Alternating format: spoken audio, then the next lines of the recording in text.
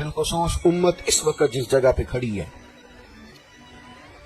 आप देखें कि इतनी बर्बरियत और इस जीते जागते देखते माहौल में कि जिसमें हर चीज कैमरे की आंख देख रही है, उसमें इस कदर ज्यादा इसराइल की जारहियत। उसके जवाब में दो तीन ताजियाने हैं जो समझने वाले। एक है कि मैं कोई जज्बाती बात करूंगा, आप उसकी तायीद कर देंगे। एक है कि पहलुओं पर गौर करने का वक्त है कि इतने कठिन माहौल में भी अगर मुस्लिम उम्मा के लीडर बेदार नहीं हो रहे तो आपको पस मंजर समझना पड़ेगा कि हमने नबी पाक की मोहब्बत के तकाजों को नहीं समझा। हुजूर से मोहब्बत है ना, तो फिर नबी पाक को तो सादा तर्ज जिंदगी पसंद है, हुजूर को तो पसंद नहीं है।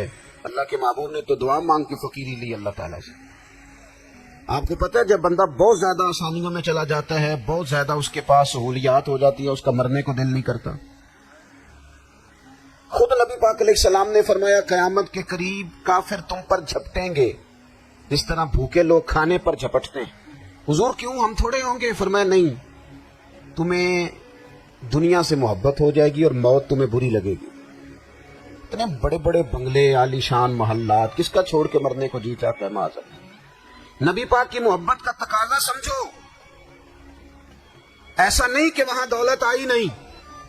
हुजूर तो फरमाते हैं कि अल्लाह ने खजानों की कुंजियां मेरे हाथ में रख दी हैं, लेकिन मैंने अर्ज किया मालिक एक वक्त रोटी देना और एक वक्त का फाका देना। कुंजियां खजानों की अल्लाह ने दी। जब तक आप अपना तर्ज जिंदगी, ये जो बहुत दुनिया का प्यार है ना, बहुत ज्यादा मरने की हिरस, ये बहुत ज्यादा जीने की हिरस, तो अल्लाह ताला ने कुरान पाक में यहूदियों का तरीका बयान किया कि वो कभी मरने की तमन्ना नहीं करेंगे क्योंकि जीने की हिरस रखते। नबी पाक अलैहिस्सलाम के गुलामों, तर्ज जिंदगी जब तक सादा नहीं होता और जब तक ये दुनिया के झमेलों से किसी को दौलत देकर पीछे कर दिया जाता है, किसी को ओहदा देकर चुप करा दिया जाता है, किसी को इख्तिदार देकर चुप करा दिया जाता है। रसूलुल्लाह सल्लल्लाहु अलैहि वसल्लम के सच्चे गुलाम, उन्हें एक बात की समझ आ गई थी कि हमें हमारे रब ने कहा है कुल इन कुंतुम तुहिब्बूनल्लाह फत्तबियूनी युहिब्बुकुमुल्लाह। ऐ महबूब आप इनसे फरमा दें अगर रब से मोहब्बत करना चाहते हैं तो आपकी पैरवी करें, अल्लाह खुद इनसे मोहब्बत फरमाएगा। जब रब भी इनका हो जाएगा, जब रब भी इनका की मोहम्मद से वफात ने तो हम, ये जहां चीज है क्या, ये लौह कलम तेरे हैं, इसका क्या मतलब हुआ? लौह कलम, कलम लिखती है ना तकदीरें, मुकद्दर फैसले, तो लौह कलम तेरे हैं, इसका मतलब ये है कि फिर रब करीम तेरे ऊपर फजल करेगा और वो जिन फैसलों की उम्मत को दयानत से चाहत है, अल्लाह अपने फजल से वो फैसले फरमाएगा। जब तक जिंदगी हुजूर की गुलामी की तरफ नहीं जाती वो अल्लाह ताला की ताईद नहीं पाती। हजरत अब्दुल्ला इब्न हुज़ाफा रज़ी अल्लाह ताला अन्हु को रूमियों ने कैद कर लिया था, और जब रूमी आपको कैद कर रहे थे, पकड़ रहे थे, जंग में कुछ मोड़ ऐसा आ गया कि बज़ाहिर मुसलमानों के कदम पीछे हट रहे थे, तो 1000 आदमी ने, 100 आदमी ने मिलकर आपके गिर्द घेरा डाला और बड़ी मुश्किल से आपको गिरफ्तार किया। जब बादशाह के सामने ले गए ना, तो बादशाह से उसका सिपा सालार कहने लगा कि बंदा जाया करने वाला नहीं। ये बात समझे आप, हमारी तबीयत के मुताबिक जो बंदा पूरा नहीं उतरता हम जाया कर देते हैं। हालांकि अगर आपको मुखालिफ सफ में बंदा काम का नजर आए तो आप गौर फरमाएं कि ये हमारे काफिला मोहब्बत में कैसे शामिल हो सकता है, उसके लिए जद्दोजहद करें ताकि उससे काम लिया जा सके। उसने कहा, रूम के बादशाह ने, बंदा जाया करने वाला नहीं। वजीर ने कहा बादशाह से, उसने कहा क्या करें? कुछ ऐसा करें कि ये माज़अल्लाह हमारे दीन में आ जाए। कुरान मजीद ने वाज़ेह कह दिया है कि यहूदी और ईसाई तुमसे राजी नहीं हो सकते हत्ता तत्तबिया मिल्लतहुम, जब तक कि तुम उनके दीन की पैरवी ना करो। इनको किसी तरीके से माज़अल्लाह ईसाई बनाया जाए। तो बादशाह कहने लगा 2-3 चीजें हैं जिससे कोई बंदा भी खरीदा जा सकता है, कर लेते हैं बात। उसने सबसे पहले हजरत अब्दुल्ला इब्न हुज़ाफा से कहा कि जितने पैसे आप कहेंगे आपको मिलेंगे, आप इस दीन में आ जाएं माज़अल्लाह। तो हजरत अब्दुल्ला इब्न हुज़ाफा ना, कुछ लोग बड़े सियाने होते हैं, बुर्दबार होते हैं, बाज बातों पर गुस्सा नहीं करते, हंसते हैं। हजरत अब्दुल्ला इब्न हुज़ाफा हंस पड़े, फरमाने लगे तुझे किसने बादशाह बनाया? तो बड़ा बेवकूफ आदमी है, اس نے کہا کیا مطلب؟ فرمانے لگے نادان میں تو تلوار لے کے میدان میں آیا ہوں، مجھے دولت کمانی ہوتی میں تجارت کرتا، میں تجارت نہیں کر رہا، میں تو شہادت کے لیے نکلا ہوا ہوں، اور تو مجھے کہہ رہا ہے پیسے لے لے، تو عقل کی بات کر۔ اس نے دوسری بات کی، اس نے کہا کہ میں بادشاہ ہوں، میرے نیچے جتنے بھی عہدے ہیں، وزیر، مشیر، وزیر خزانہ، جو آپ عہدہ کہیں گے آپ کو دے دیا جائے گا، آپ اس طرف آ جائیں۔ تو حضرت عبداللہ ابن حذیفہ کہنے لگے پھر کہتا ہوں تو بڑا نادان ہے۔ فرمانے لگے میں حضور کا صحابی ہوں، اور صحابی ہونے سے بڑا عہدہ دنیا میں ہے ہی کوئی نہیں۔ صحابہ وہ صحابہ جن کی ہر صبح عید ہوتی تھی، خدا کا قرب حاصل تھا، نبی کی دید ہوتی تھی۔ کہا تو مجھے لالچ دے رہا ہے۔ اب انہوں نے ایک نئی چال چلی۔ وزیر کہنے لگا کہ میں ایک اور طرح سے معاذ اللہ کوشش کرتا ہوں پگھلا دینے کی۔ آپ اندر کمرے میں قید تھے تو وہاں ایک خاتون کو بنا سوار کر بھیج دیا گیا۔ دوستو یاد رکھنا، تگڑا اور مضبوط جوان پتہ کون ہوتا ہے؟ جس کی نظریں پوری طرح اس کے کنٹرول میں ہوں۔ یہ علامت جوانی ہے۔ جس آدمی کا پوری طرح، دو لوگ دنیا میں کبھی کوئی کارنامہ سر انجام نہیں دے سکتے، ایک جو حرام کھاتا ہو، ایک جس کی نظر ناپاک ہو۔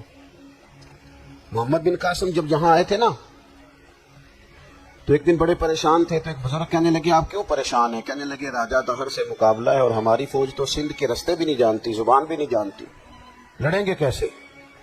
2-4 دن کے بعد ان بزرگوں کی دوبارہ محمد بن قاسم سے ملاقات ہوئی تو بڑے خوش تھے۔ کہا آپ کیوں خوش ہیں؟ کہنے لگے وہ میرا مقابلہ نہیں کر سکتا، میں نے تحقیق کر لی ہے۔ کہا کیوں؟ کہنے لگے نظر کا گندہ ہے، اور جو نظر کے گندے ہوتے ہیں وہ میدانوں میں ٹھہرا نہیں کرتے۔ میدان کے لیے نکلنے کے لیے پاک جوانی کی ضرورت ہوتی ہے، تطہیر مزاج ہونا ضروری ہوتا ہے، پاکیزہ افکار اور سچی ستھری سوچوں کا ہونا ضروری ہوتا ہے۔ اس لیے فرمایا کہ میرا مقابلہ نہیں کر سکتا۔ حضرت عبداللہ ابن حذیفہ کمرے میں تھے تو وزیر کی بیٹی اندر سجی سنوری پہنچ گئی۔ جیسے ہی آپ نے اس کفر کی چال کو دیکھا تو تیمم کر کے نفل شروع کیے۔ وہ ساری رات بیٹھی رہی، رب کا بندہ ساری رات عبادت کرتا رہا۔ عبادت بڑا سہارا ہے، مصلی بڑا سہارا ہے اللہ کے بندوں۔ صبح دروازہ کھولا، وزیر نے اپنی بچی سے پوچھنا چاہتا تھا رزلٹ کیا نکلا، تو کہنے لگی پیچھے ہٹ جا، اب تیرا میرا تعلق کوئی نہیں، میں نے نبی پاک کا کلمہ پڑھ لیا۔ اس نے کہا میں نے بھی زمانہ دیکھا ہے، پر یہ کیا لوگ ہیں، کستوری کے بنے ہوئے، سندل سے دھلے ہوئے، کہ میں ساری رات کمرے میں رہی اور 100 اور 1000 آدمی جس جوان کا مقابلہ نہ کر سکے، اتنا طاقتور جوان کمرے میں رہا اور اسے نظر اٹھا کے نہ دیکھا۔ وہ کچا رنگ للاری والا جڑا چڑھدا تے لیندا رہندا ہے، اے عشق تیرے دا رنگ محمد چڑھیا پھر نہیں لیندا۔ نے کہا ایک دفعہ نظر اٹھا کے نہیں دیکھا، کمال ہو گئی۔ اتنے بڑے لوگ، اتنی بڑی سعادت مندی، فیروز بختی، معاملہ فہمی حد ہو گئی۔ اللہ اکبر۔ دوستو بادشاہ جب پوری طرح ہار گیا نا، اس نے کہا مار دو۔ تیل گرم کیا ایک کڑاہی میں، اور جب آپ کو اس میں ڈالنے لگے تو آپ کی آنکھوں میں آنسو آ گئے۔ بادشاہ کا خیال ہوا شاید نرم ہو گئے ہیں، کہنے لگا روئے کیوں؟ فرمانے لگے سوچتا ہوں جان ہی ایک ہے، کتنا مزہ ہے اس کی راہ میں جان دینے کا، کتنی لذت ہے اس کے نام پر مرنے میں، کتنا لطف ہے۔ جے تو چڑھیا اتے دار بھی نہیں، تو جے تو وکیا عشق بازار بھی نہیں، تے ایڈا سستا سودا پیار بھی نہیں، تے ایڈا سستا لبدا یار بھی نہیں۔ کئی جنگل گانے پیندے نہیں، کئی دوزخ لنگنے پیندے نہیں، جے وہ اس ملوں بھی مل جاوے، ایدوں سستا ہور بپار بھی نہیں۔ تے کچھ سمجھ نہ آوے لوکاں نوں وہ کادے نال شہید کرے، ڈٹھی یار دے ہاتھ تلوار بھی نہیں، پر او دا خالی جاندا وار بھی نہیں۔ کہنے لگے ایک جان ہے نا، تو دل کرتا ہے ہزاروں ہوتی تو ایک ایک کر کے محبوب کے نام پہ قربان کرتا، جب میرے پاس ہے یہ ایک، کروں کیا؟ حضرت عبداللہ ابن حذیفہ رضی اللہ تعالیٰ عنہ جب روئے اور بادشاہ نے یہ بات سنی تو بادشاہ اٹھ کے کھڑا ہو گیا، سارے وزیروں مشیروں کو کہنے لگا تم نے کہا تھا نا بندہ ضائع کرنے والا نہیں، یہ بھی ضائع کرنے والا نہیں۔ کہنے لگا میرا ماتھا چومو، تم جیسے لوگوں کو قتل نہیں کرنا چاہیے، آزاد کرنا چاہیے۔ عزیز اپنی زندگی سے نا یہ بہت زیادہ ہرس ہوس طمع، اور یہ کسی بات کی بھی ہو، ہرس صرف پیسوں کی نہیں ہوتی ہے، شہرت کی بھی ہوتی ہے، یہ بیماری انسان کو اقتدار کی بھی ہوتی ہے، تعریف کی بھی بیماری ہوتی ہے، یہ سارے نقص ہوتے ہیں لوگوں کو، اور معاذ اللہ بعض جبوں کبوں کے اندر بھی ہوتے ہیں، وہاں بھی پنپتے ہیں۔ اپنی زندگی جب تک اس سادگی میں نہیں لاؤ گے جو رسول پاک نے عطا فرمائی، جب لوگ آسانیوں میں پوری طرح الجھ گئے تو پھر وہ دور ہو گئے اور کفر چڑھ گیا۔ دوسری بات، اللہ کے محبوب صلی اللہ تعالی علیہ وسلم کی محبت ہم سے تقاضا کرتی ہے کہ ہم اس مشن کے لیے کام کریں جس مشن کے لیے رسول پاک نے کام فرمایا ہے۔ ہم سارے کام بڑی مضبوطی سے، سوچ سمجھ کے، تدبر سے، حکمت سے، تقاضوں کو مد نظر رکھتے ہوئے کرتے ہیں سارے کام۔ دین کے کام میں ہمارا مزاج نہیں ہوتا، وہ ہو جائے گا جی آپ بسم اللہ پڑھیں جی، شروع کریں جی۔ آپ تقاضوں کو سمجھیں، چیزوں کو دبائیں نہیں، چیزوں پر غور کریں۔ کسی کے ذہن کی سطح پر سوال ابھرتا ہے، اس کا تسلی بخش جواب دیں۔ اپنی زندگی میں دین کے کام کے لیے اپنے آپ کو وقف کریں، اور دین کے کام کے بہت سارے پہلو ہیں۔ ہزاروں لوگوں کو قرآن پاک ٹھیک پڑھنا نہیں آتا، ہزارہا لوگ ہیں جو قرآن مجید کے مطالب سے آگاہ نہیں ہیں، دین کی بنیادی ضروریات سے لوگ نابلد ہیں۔ میں آپ کو کس طرح یہ بات سمجھاؤں کہ ہزاروں کی تعداد میں طلاقیں اس لیے ہوتی ہیں کہ مردوں کو طلاق کے مسئلے نہیں آتے، انہیں پتہ نہیں ہے کہ مجھے حقوق زوجین کے معاملے میں کیسے چلنا ہے۔ ڈھیر سارے گھروں میں تباہی اس لیے ہے کہ تربیت اولاد کا دینی منہج ہمیں نہیں پتا۔ اپنا حصہ ملائے دین کے کام میں۔ ایک آدمی کو اگر تو نمازی کرنے میں کامیاب ہو گیا، تیری زندگی بدل گئی۔ وہ دین بیزار لوگ جو ہمارے بیچ بیٹھ کے ہماری نوجوان نسل کو پگڑی اور داڑھی کا نام لے کے بنیادی طور پر دین سے دور کرتے، ایسے نوجوانوں کو دین کا پیغام محبت دے کر دین کے قریب کرنا ہماری ڈیوٹیوں کا حصہ ہے۔ ہمیں ذمہ داری کا احساس کرنا پڑے گا، ہمیں یہ خاص قدم اٹھانا پڑے گا، توجہ دینی پڑے گی۔ مساجد، مدارس، میں آپ سے عرض کروں، اتنی ڈٹ کے مخالفت ہوتی ہے نا مدرسوں کی، اتنی ڈٹ کے۔ میں ادارہ چلاتا ہوں، اس کے چلانے میں جو مشکلات ہیں وہ تو ہم بتا نہیں سکتے آپ کو، اس لیے کہ میری قوم، میرا اس قوم سے تعلق ہے جو نعت خواں امیر کرنا چاہتی ہے، مدرسے نہیں، نقیب خطیب پیدا کرنا چاہتی ہے، شعر و شاعری کی زندگی کو پروان چڑھانا چاہتی ہے۔ فقط ہمارا ان لوگوں سے تعلق ہے جو لاکھوں کروڑوں روپیہ محافل پہ لگائیں گے، اور قاری صاحب بیچارے اگر مسجد کا کوئی ہونے والا کام کسی وقت بتا دیں گے تو وہ بڑی مشکل آ جائے گی ان کے لیے۔ یہ کیسے ہو سکتا ہے، آپ نے یہ ڈیوٹی بتا دی۔ مدارس، اور جتنا اہم رول دین کو پھیلانے میں مدارس اسلامیہ کا ہے، اتنی زبردست، لوگوں کا خیال ہوتا ہے میری طرح کے لوگ شاید کام کرتے ہیں، ڈیوٹی کرتے ہیں۔ یہ 10-15 لوگ آپ کو نظر آتے ہیں جو آپ کو کہیں میڈیا پر یا ادھر ادھر ڈیوٹی کرتے، مخلص لوگ اپنی جگہ پہ، وہ بھی بڑا ہی کام کر رہے ہیں، جو میڈیا پہ آ کے بھی اخلاص سے اور درد دل سے کو دین کی، ان کی بھی کسی بات کی حوصلہ شکنی نہیں، لیکن ہزارہا اساتذہ جو مدارس میں بیٹھ کے پڑھاتے ہیں، انہوں نے وہ سارے لوگ تیار، آپ سمجھ نہیں سکتے کتنا بڑا کام۔ حفظ کا استاد جو ہوتا ہے نا، اس کی ڈیوٹی 24 گھنٹے ہوتی ہے فجر سے پہلے، اور اس نے بچوں کو اٹھانا۔ تنخواہ تو ہم انہیں دینا نہیں نہ چاہتے جی، تنخواہ نہیں دی انہوں نے، ہمیں مولوی امیر نہ ہو جائیں، مولوی نو تو سوٹ بھی 27ویں والی رات دے ہے تاکہ کدھر سوان کے گل دن پا نہ لگے، کیونکہ 27ویں تو بعد درزی پڑتا ہی کوئی نہیں، کیوں حضرت ہے نا، اس وقت تو نہیں نہ لیتا، تو ہم چاہتے ہیں مولوی ہماری مرضی کے ہماری طرح کا سوٹ نہ پہن لے۔ مدارس کی مضبوطی، آپ یہ دیکھ لیں، یہ صلاح الدین ایوبی کا تعلق بلا کس چیز سے تھا؟ غوث اعظم کے مدرسے سے۔ حضور غوث اعظم کے مریدوں کی جماعت اس کے ساتھ شامل تھی۔ کون لوگ تھے جنہوں نے مدارس سے فیض پایا؟ رازی اور غزالی، حضور غوث اعظم، خواجہ اجمیر، یہ سب لوگ مدارس کے لوگ ہیں۔ کمزوریاں ہیں، غلطیاں ہیں، بہت ساری چیزوں کی اصلاح کی ضرورت ہے، لیکن یہ دین کا بہت بڑا قلعہ ہوتا ہے مدرسہ، لیکن اس کی مخالفت کی جاتی ہے۔ مجھے بتائیے، اگر مدرسوں میں کمزوریاں ہیں تو کالجوں یونیورسٹیوں میں نہیں ہیں؟ ہم نے کبھی مخالفت کی ہے بند کر دو سارے؟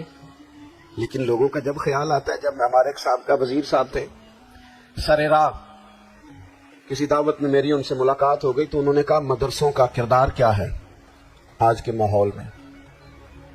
میں نے انہیں کہا کہ مختلف کورسز آپ کراتے ہیں نا، تو اس کے لیے پھر مختلف ویکینسیز ہوتی ہیں جہاں بچوں کو مدرسے کا کورس کرایا جاتا ہے، تو استاد بننا ہوتا ہے، اس نے خطیب بننا ہوتا ہے، مسجد کی ڈیوٹی کرنی ہوتی ہے، میں نے کہا آپ بالکل کوئی حکومت سرپرستی نہیں کرتی، لیکن اللہ کا فضل ہے، کبھی آپ نے حکومت سے سنی ہے جس میں جمعے والے دن مولوی نہ ملا ہو جمعہ پڑھانے کے لیے؟ کبھی آپ کو رمضان میں ایسی مسجد ملی ہے جس میں قرآن مجید سنانے کے لیے حافظ نہ ملا ہو؟ یہ ہو سکتا ہے کسی حافظ کو مسجد نہ ملے؟ تو مدارس کے ذمے جو کام تھا مدارس نے جم کے کیا ہے اور ڈٹ کے کیا اللہ کے فضل سے۔ اور مدارس کے لوگوں کو بھی کمزور نہیں پڑنا چاہیے، کبھی کسی وزیر مشیر مالدار کے روب میں نہیں آنا چاہیے، قطعاً نہیں۔ کیوں کہ یہ وہ عظیم لوگ ہیں رسول اللہ صلی اللہ علیہ وسلم کے دین کے غلام، کہ ابھی ایک لفظ نہیں پڑا ہوتا الف با تا سا، پہلے دن گھر سے نکلتے ہیں تو حضور فرماتے ہیں اللہ کے فرشتے ان کے پیروں کے نیچے پر بچھا بھی دیتے ہیں، پہلے دن اتنا بڑا احساس ملتا ہے۔ تو حضور کی محبت کا تقاضا ہے، دین کا کوئی کام کیا جائے۔ ایک خاتون مسجد نبوی شریف میں جھاڑو دیتی تھی، پر کوئی کام تو کرتی تھی، اور کس مسجد میں؟ جہاں 70,000 فرشتے صبح آتے ہیں 70 شام آتے ہیں، اس مسجد میں وہ خاتون جھاڑو دیتی تھی۔ بخاری ہے، جب ان کا انتقال ہو گیا صحابہ نے سوچا کہ حضور کو تکلیف ہوگی، بغیر بتائے جنازہ پڑھ دیا۔ حضور صبح تشریف لائے، تازی قبر دیکھی، اور محبوب وہ ہیں جو فرش پہ کھڑے ہو کے عرش کی خبریں دیتے ہیں۔ نبی پاک علیہ الصلوۃ والسلام نے فرمایا کہ مجھے اطلاع کیوں نہیں دی اس کے انتقال کی؟ یہ کرم دیکھو، کوئی ڈیوٹی تو کرتی تھی نا یہاں، پر خلوص سے، پر پیار سے، پر اللہ کو راضی کر دے، پر درد دل سے۔ اور دین کی ڈیوٹیاں کرنے والے دوستو سنو، حضور صبح آئے، قبر کو دیکھ کر فرمایا مجھے کیوں نہیں بتایا؟ یا رسول اللہ آپ کو تکلیف دینا مناسب نہ جانا؟ تو قبر پہ کھڑے ہو کے حضور نے فرمایا صف بناؤ، میں دوبارہ جنازہ پڑھاؤں گا، صف بناؤ، میں دوبارہ جنازہ پڑھاؤں گا۔ کوئی ڈیوٹی تو۔ تیسرا تقاضا حضور کی محبت کا، سمجھو میں بس بڑی جلدی بات سمیٹنے لگا ہوں، حضور کی امت سے پیار کرو، یہ نبی پاک کی محبت کا تقاضا۔ حضور اس بندے سے بڑی راضی ہوتے ہیں جو حضور کی امت سے پیار کرتا ہے۔ آپ کو پتہ ہے حضرت جبریل امین علیہ السلام نے معراج کی رات حضور علیہ الصلوۃ والسلام سے عرض کی تھی کہ اللہ کی بارگاہ میں عرض کیجئے گا میری بھی ڈیوٹی لگ جائے آپ کی امت کے ساتھ محبت کرنے پر۔ تو یہ کیوں کہا تھا انہوں نے؟ علماء نے لکھا اس لیے کہا تھا کہ حضرت جبریل بھی جانتے ہیں کہ حضور کی امت سے محبت کی بات کی جائے نا تو نبی پاک راضی ہوتے ہیں۔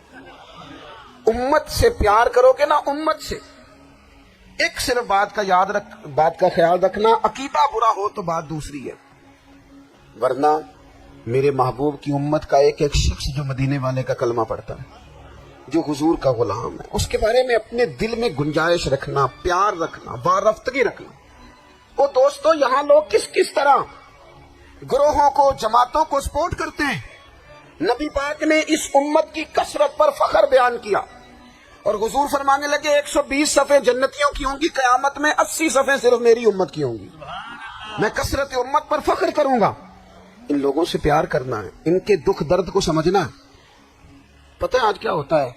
آج ہمیں نا مختلف چھوٹے چھوٹے ملکوں میں بانٹ دیا گیا، تو ہم کسی دوسرے مسلمان بھائی کا درد نہیں محسوس کرتے، ہم گھروں میں نہیں محسوس کرتے۔